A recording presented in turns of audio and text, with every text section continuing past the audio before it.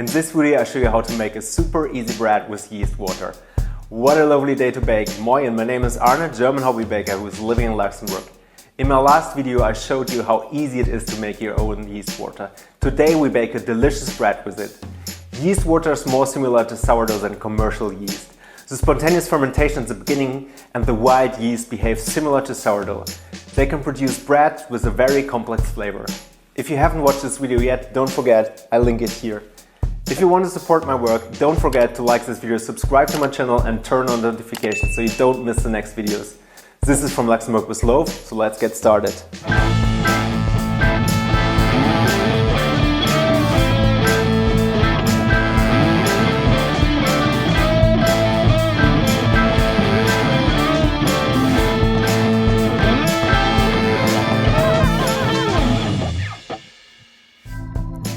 At the evening before we bake, we want to mix our pre-dough. The pre-dough is basically a Poolish, meaning that we take the equal amount of flour and the equal amount of water. As in this video we are using our yeast water, the yeast is already included. So we take 40 grams of flour and 40 grams of yeast water. Actually it's always good to give it a shake because the yeast, basically due to gravity, is collected at the bottom of the bottle.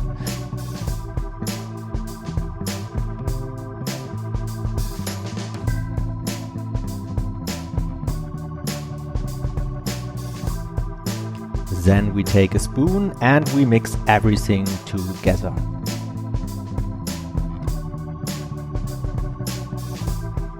So this will now ferment overnight.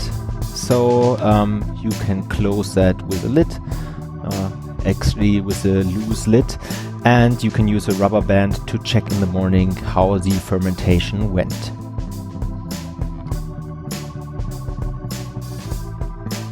At the next morning, our Poolish actually raised nearly 100%, or yeah, kind of 100%. So that's a good sign. It smells actually like apples. So that's probably because of the apple yeast water that we're using. So we start the recipe by taking 280 grams of water. Actually, I leave a little bit of water for incorporating the salt, so maybe don't use 280 grams now, only use maybe 240. Then we add the sourdough, or it's not a sourdough, but it's kind of a sourdough, the Poolish that we actually created, and we put them into the water. You can use a swim test to actually figure out how the fermentation went. If it swims when you jiggle the bowl, then everything is fine. And now we take a spoon and stir it so the Poolish dissolves. Then we want to have 400 grams of flour in total. We're taking 320 grams of bread flour, and then we add 80 grams of whole wheat flour. This actually brings in a nice taste and also is a little bit better for the yeast because it gets more nutrition to work with.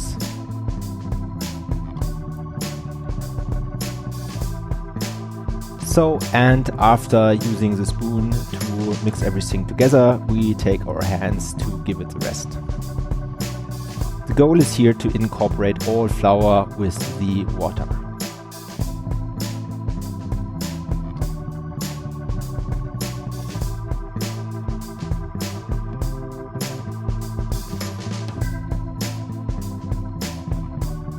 So what will follow now is a 30-minute rest. Actually, if you only would use water and flour, that will be called autolyse. In this case, we already have the yeast water Poolish mix incorporated, so this is kind of fermentolyse. So it's combining the autolyse where actually the gluten network already started to be built up, and already starting with the fermentation. So half an hour later we now integrate the salt into our dough. So it's 8 grams of salt that we take and the rest of the water. Then we use our hands and mix everything together until the salt is completely incorporated into the dough. This will take some time, so I cut some parts out of this video.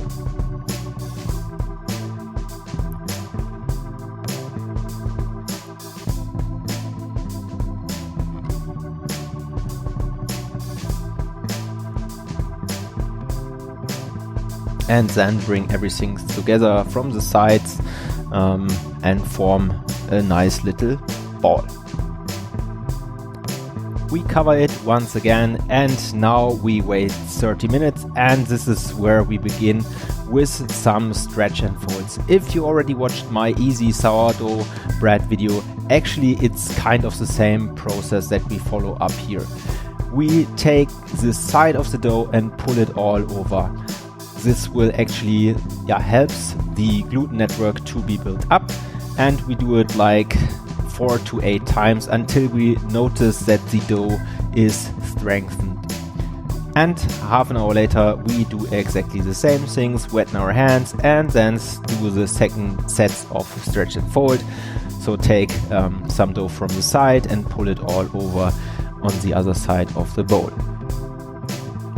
And exactly the same, use your senses to figure out when the dough has enough stretch and fold. And this time it was less than the last time. Cover it again, wait half an hour, and now comes the third set of stretch and folds. So the same process, wet your hands, take the dough from the side and pull it all over to the other side of the dough until you notice that actually the dough is stronger and it's harder to pull the dough over. So you see it also in the video. I cannot pull out the dough so much anymore. So that's good for now.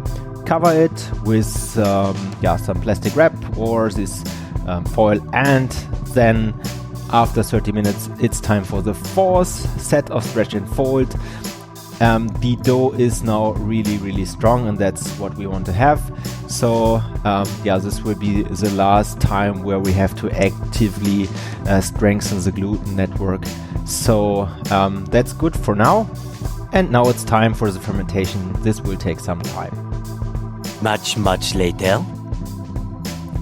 It really took a long time. I was waiting 6 hours and I did not even see a rise of 50%. So I was thinking, maybe the yeast water wasn't good enough. But we will see later this wasn't the case. So we take a dough scraper, and I write some links to the product that I'm using here below the video in the description.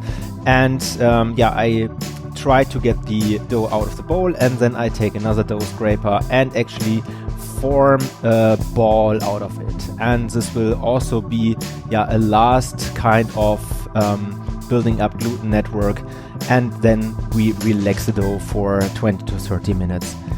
And then we take some flour and put it on the dough and next to the dough, because we want to have one sticky side and one non-sticky side, which we use later to build up some strength. So the shaping is really simple. We take the bottom part of the dough and pull it over, and then we take the right side, pull it over, the left side, pull it over, and the top side and pull it over. And then we take the edges and stitch it together to the middle. And the last step would roll it up and also build up some strength there. So this is now a really nice and compact loaf that we built up. It sticks a little bit, so I put some flour on top. And now we can also fold up the edges a bit so that the bread will look a little bit nicer at the end. We also put some additional flour into the Benetton. This will help the dough, or will prevent the dough from sticking into it, so that's important.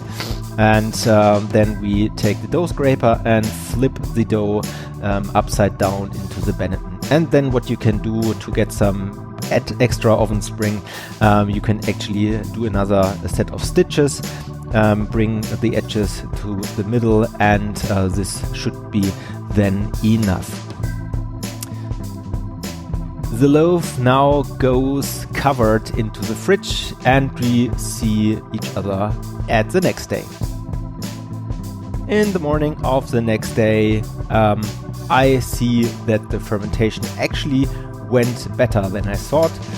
So you can actually test by poking into the bread, and if it slowly comes back, then the fermentation is perfect. So I put on some oven gloves because now it's time for my Dutch oven you already saw in another video. So I take the pan of the Dutch oven and then put some baking paper over my Benetton, flip it with the bread pan, and then it goes out really smoothly. I take a razor blade and make a 45-degree angle cut. This will make some nice ear. I take some ice cubes.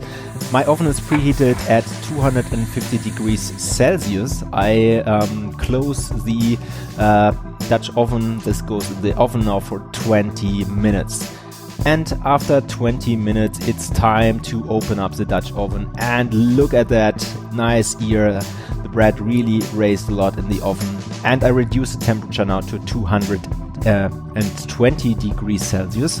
And after 20 minutes, for the last 5 minutes, I add a wooden spoon to open the oven a little bit, and this will give us some really nice crust. And wow, look at the results. I mean, this is done with yeast water from spontaneous fermented apples. So this is really, really good. I mean, the ear is perfect. And now let's cut the bread. That sounds great. The crust is really, really good. Makes a nice sound. So let's open the bread. Let's cut it in half and see what we have inside. That's an amazing sound.